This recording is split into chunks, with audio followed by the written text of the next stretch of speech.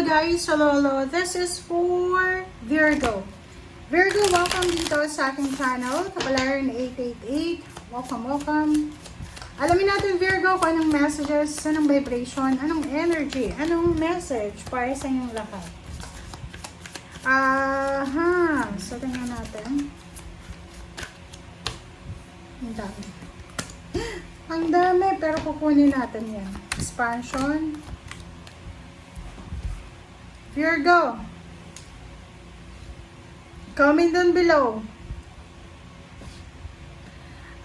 Sa linggong ito, sinasabi ng bara sa'yo na isang idea, isang inspiration, information, ang posibleng darating sa'yo or pwedeng maiisip mo.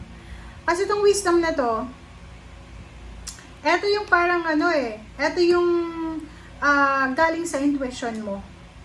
Pwedeng meron kang parang binubulong sa'yo ng universe, parang ganon. Binubulungan ka ng universe ng Virgo, eto yung gagawin mo. So this week, isang journey ang posibleng may isip mo. Maybe you're planning to expand your horizon, posibleng yun na nga, from being single, pwedeng maging in a relationship, magpapakasal, or maybe meron ditong, kasi merong parang Virgo na single. Are you single? And siguro hindi ka makahanap ng relationship sa kapwa mo Pilipino, Pilipina, ganyan, ganito. And this week, makakapag-isip ka na, why not, na maghanap ako sa ibang bansa. So parang isang plano, isang direction, isang journey ang posibleng tatahakin mo. Kasi gusto mong mag-expand pwedeng negosyo din. If ever na negosyante ka, so kung may mga negosyo kayo na meron sa ngayon, possible na gusto mong i-try yung isang produkto, kung ano yung uso ngayon, parang ganon. So, creation. Ano man ito, Virgo na naiisip mo sa ngayon, ano man yan, please comment down below. Ano man yung naiisip mo, ano man ang gusto mong simulan, ay posible yan para sa'yo. Okay? Creation, new ideas, new inspiration, new lifestyle, new habits, lahat ng new, possible yan. Okay? So, lahat ng naiisip natin, lahat yan is huwag mong sasabihin na baka naisip ko lang to kasi na-imagine ko. Kasi minsan, di ba, hindi naman papasok sa isip natin yan kung hindi yan minsan pinupush ng ating spiritual helpers and guides. Kasi ako naniniwala ako sa ganun Kasi pag mayroon akong gustong gawin, mayroon akong desisyon na gagawin, pumipikit lang ako, di ba? Parang ganun. Kung ano yung pumapasok sa isip ko habang nakapikit ako, tinitake note ko yun diba? Tinitigot ko, so this one is parang galing to sa spiritual helpers ko na gusto niyang magganito ako, ganyan, gusto niyang tumigil ako, ganyan. So, sa linggong ito, kung ano man yan, ano man ang maiisip mo, kung ano man ang gusto mong simulan, gusto mong magsimula ng bagong buhay, gusto mong mag-expand kayo ng horizon nyo, gusto nyo mag-travel, gusto nyo mag-aral, gusto mong lumipat ng bahay, gusto mong lumipat ng trabaho, or kung ano pa man, gusto mong mag-resign, maghanap ng ibang trabaho, sinasabi ng barasa dito na possible lang lahat. Okay?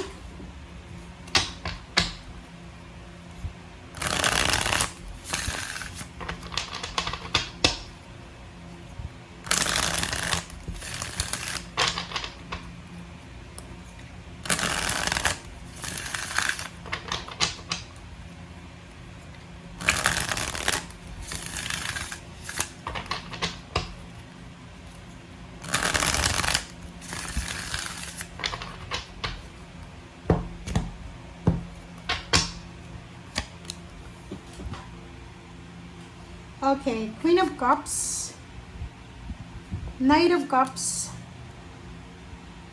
Three of Pentacles, King of Cups, and Justice. Okay, so the 5 cards na naandito, Sinasabi ng Barasyo dito, Virgo, na sa linggong ito, kung babae ka na Virgo, sinasabi dito sa inyo na maybe merong magkakagusto sa'yo. Or maybe may nagpapapansin sa'yo. But, nakafocus ka sa ginagawa mo eh. Maybe focus ka sa business mo kung may business ka. Maybe focus ka sa trabaho mo or kung ano pa man. And parang may Virgo ditong looking for a relationship. Pero yung iba naman, hindi naman kayo nakafocus sa relationship kasi kulang nga yung oras nyo sa trabaho. Meron din dito na halimbawa na meron kang sasalihan na group. Possible na makahanap ka ng tao na makakatulong sa'yo para mag-improve pa. Kung isa kang business person, mag-improve pa sa kung ano man ang dapat mag-improve sa buhay mo. Okay? And King of Cups and Queen of Cups. So, nandito yung nandito yung energy ng peace and harmony sa buhay mo this week. So, sinasabi ng Barasyo dito na there's a karma coming. Kailangan mong kumalma. Sinasabi justice is here. So, expect a karma. Hindi natin alam good or bad ba yan. Since nandito yung Queen and King of Cups, sinasabi sa'yo Virgo na whatever man na karma yan na darating sa'yo, good or bad man yan, kailangan mong maging kalmado. Okay? You need to calm yourself.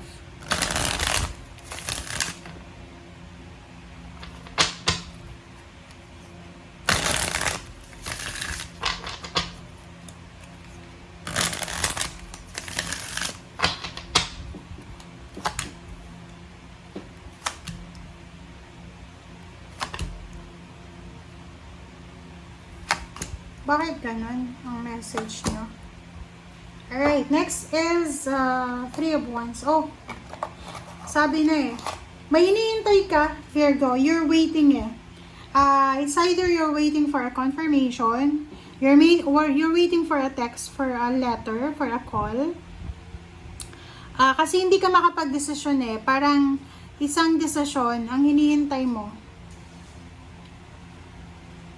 Kasi hindi ka makapag-desisyon dito Parang etong confirmation na to ay siya yung magiging parang anong tawag doon? Siya yung nawala na ako. Yung confirmation na hinihintay mo is either letter, chat, call. Ayan yung magiging parang rason para makapag-desisyon ka. But for the moment, wag kang masyadong magmadali. You need to take a rest. You need to slow down. Stay put ka lang muna. Yung pangarap mo na yan, makukuha mo yan. Makakamit mo lahat ng pangarap mo. Ang kailangan mo lang is, kailangan nating hintayin. Kumbaga, as long as na ginagawa mo yung lahat ng yan na pinaplano mo, lahat na yan na gusto mong gawin, ay maggagawa mo yan. Okay? Thank you guys. Bye!